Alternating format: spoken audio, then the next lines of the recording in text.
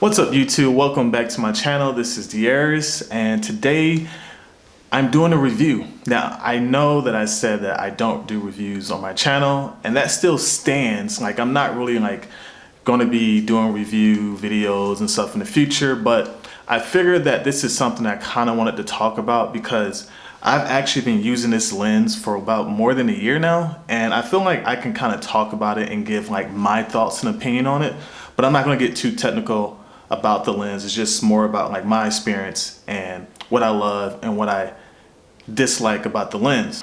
Now before we continue with the video, make sure you hit that subscribe button, hit the ringing bell so that way you can be notified for any other upcoming videos that is coming from me, as well as like this video that helps me out. This is a growing YouTube channel, and I want to continue doing this, but I need your help and your support, and yeah, that's it. So without further ado, this right here, this lens, this is the 56mm 1.2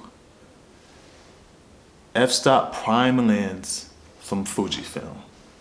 I want you to look how big this thing is. Like, look at this. This thing is huge. This thing like dwarfs my my 16mm that I got on my camera now. But like, man, every time I look at this, it's just like, it's gonna eat my eye. But yeah, this is considered the portrait killer lens. This is considered the perfect prime lens for your portraits. And you know what? It's correct. They're right about it. It costs at least about, well, when I got it, it was about like $900. I think it was running for $1,000 when it first came out. But yeah, this bad boy is about $900. So it better be worth it for that amount of money, you know. But it was definitely worth it. But yeah, this lens here, man, it gives beautiful, beautiful sharp images. Like super sharp. And it gives one of the best like smooth bokeh backgrounds. If you're someone who loves to have that distance between your subject and the background, this is the bad boy to get, because it's gonna give you those smooth like little circles in the back. Like it's just gonna be really nice, and the bokeh is just, it's amazing. And that's one of the reasons why I wanted to get it, because I love having the separation from the background of my subjects, and it was great. But also too, because it is at a 1.2, this lens brings in way more light, and because of that, you're going to be able to shoot more like clear photos in low light situations, because we know with the Fujifilm series cameras, especially the X series, you know, they're not that great in low light situations because they're not full frame cameras. Now Fujifilm do have medium format cameras, but that costs a whole bunch of money that I don't have to afford yet. But for most photographers in the Fujifilm series, they know, because you know it is a APS-C series camera, which means it's not full frame and you're not able to get that wide enough of the image to bring in more light in. So yeah, any lens with a f-stop of 1.2 like this, the 23, the 16, and I think they have a 35 as well. If you're someone who wants to shoot like in like a low light situation, you know, the sun is setting, or you know, you're just in a dim lit area, these are some of the best prime lenses to get. And prime lenses in general shoot better in low light situations.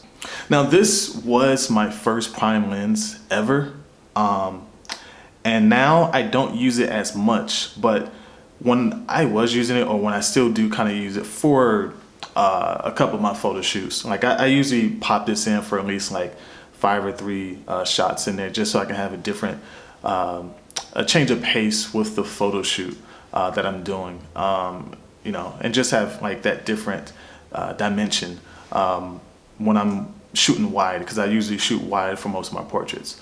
But yeah, like the photos that you get from this, it's like, it's really amazing. It's amazing what you can do with this, especially when you're in the outdoors, and like I said, you're trying to, you know, get that distance between the subject and the background like further apart.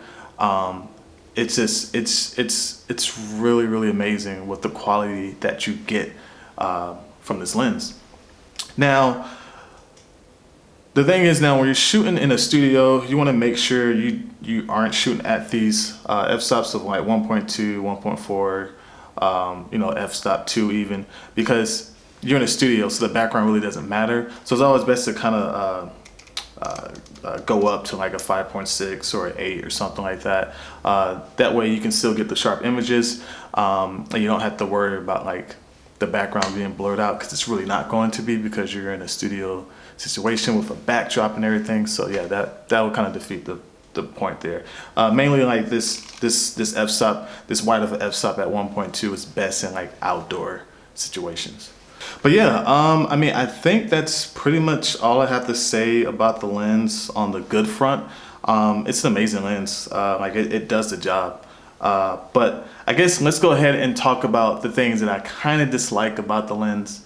I don't hate, but dislike. So like I said, there are a few things with this prime lens that I don't like. One of the main thing that is an issue with this lens is that the autofocusing on this boy is slow. It's slow. And sometimes too, I've noticed that even when it tries to track down on an object, it sometimes doesn't even focus clearly. Like I have to keep pressing the trigger down to get the focus right, and then sometimes it will focus on the wrong object. And like I'm in a photo shoot with somebody like outside somewhere, and I have to just keep pressing it down to try to get the right focus, because it's sometimes really slow and it just doesn't pick it up. So it's like really, really slow and it doesn't pick up correctly. And that's sometimes the issue, especially if you're on a deadline and you're really trying to get this shot, and it's just annoying. So there is that. Another thing too is that with this lens, I don't know if a lot of people talk about this though, but when you're looking through your viewfinder or you're looking on your LCD screen of your camera, and you're, you know, especially with the mirrorless cameras, you can see exactly how your picture's going to look when you're going to shoot it. Sometimes when you look through this and you use the lens on your camera, it shows the picture brighter than it will be when you take the shot. So sometimes I'm taking a picture of a model and I'm like, oh, perfect lighting. So sometimes when I'm taking a picture of like a model or someone, you know, outside doing street photography or whatever, the lighting would be kind of bright, and I'm like, okay, this looks good, this is what I want to get.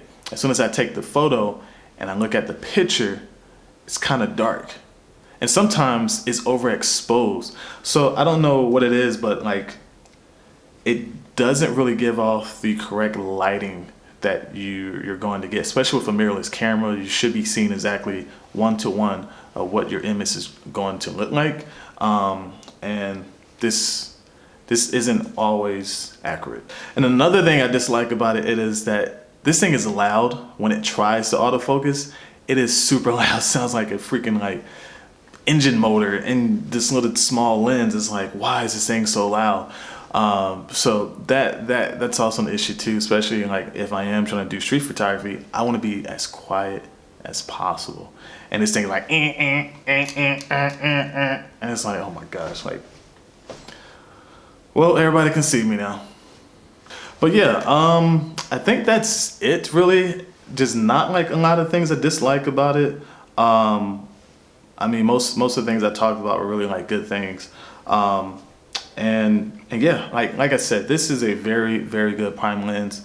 Even if I don't use it as much as I thought I would, I'm not trading this for anything. I'm keeping this because it definitely comes in handy for those situations where I need to do a portrait of somebody. You know, maybe maybe the client wants a close-up.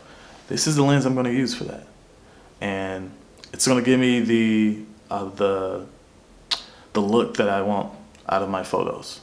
So yeah, like I said, it's around like $900, from 900 to 1,000, around that range. Probably cheaper because this is a older prime lens, but it's still going to be high because it is a very popular and sought after prime lens for Fujifilm.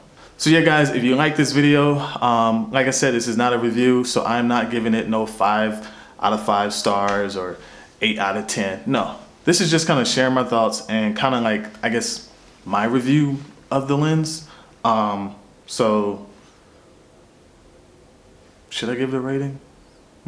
So with that, guys, we're going to end the video here today. Like I said, don't forget to hit that like button, subscribe, comment below. Tell me if you're going to buy this lens. Tell me if you're not going to buy it, or if you already have it. I would love to hear from you guys in the comments below. But as always, keep the dreams alive. Peace.